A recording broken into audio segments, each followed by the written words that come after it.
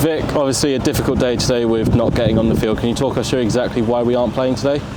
Yeah, I mean it's really a combination of the amount of rain that we've had over the last 6 days, really, and that coming on the back of a very wet winter as well.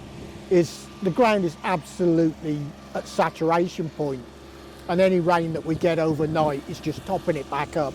So when I came out this morning, there was water standing on this field where I've never seen water before. We really have had a lot of rain, and it was sod's law that the sun was going to come out this morning and we were going to get lots of people in and they'll be wondering why we're not playing cricket. But really, it was very, very wet. You see the guys in the background going around with the tractor doing laps of the field, trying to lap up some of that water. How quick does it, how lengthy is this process of trying to get the pitch dry ready for hopefully the start tomorrow? Well, in a normal situation, it would be very quick because we have a recently constructed sand outfield. The water percolates through sand very, very quickly. But as I was saying earlier, we are at field capacity at the moment because we've had so much rain over the winter that the ground is actually full of water. There's nowhere for it to go.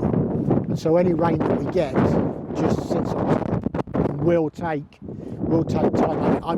I'm concerned that should we get further rain tonight, we're just going to be in the same situation again tomorrow. And then looking ahead to the rest of the days that we've got over the weekend and into Monday, obviously what you said there is not exactly promising news, but if we do get, what's the best case scenario from here? Well, I'm still fairly hopeful because the one thing that we are seeing today, which we haven't seen for so long, is we've got a little bit of sunshine, we've got a bit of blue sky, and the wind has picked up. And the wind is crucial because wind will dry the top off quicker than anything. So that's really going to help. And this wind is forecast now to stay with us until Sunday. So I'm very hopeful that we will get some play tomorrow and the rest of the game, but it just depends on how much more rainfall we get. And obviously the winter being a very wet one, how difficult is that to prep the pitches so far for the season? Obviously we got on against the Uni last week, but even then we still had delays as well. So how has the wet winter impacted you guys in being able to get pitches ready? The winter's been incredibly difficult this time. We do a lot of work at the end of the season to try and get the pitch ready for the following season. That involves ripping the top of the surface up, putting new grass seed in, fertilising, that sort of thing, and new loam top dressing on top of it. And the problem that we've had this winter, because it hasn't stopped raining, is that new seed has always been sat in water, which will rot it off and will kill it. So our new grass has not really come through strongly this season.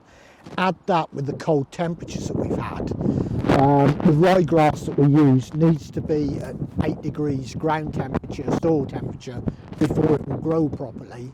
And we're struggling to reach that even now in April. So that's been very frustrating. Yes, we got to go on against the Uni, and I was very happy that we've got a pitch that was pretty dry for that game. But I have to say to you, had that been a championship game, I think we're in the same position for the Uni game as we are for this one at the moment. I don't think the umpires would have played had it been a first-class game.